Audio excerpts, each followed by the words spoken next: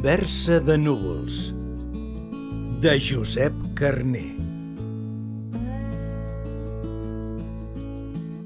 Eren 3 núvols un matí plaent, nous, escampats escavalladament.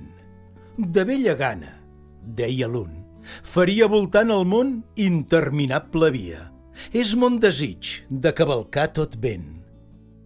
El vent, deia el segon, t'esfilegar-se. És mal segur d'anar damunt davall. Val més durar tot un hivern, colgar-se damunt la neu quietament esparsa i ésser avar, aclofat en una vall. Feia el petit.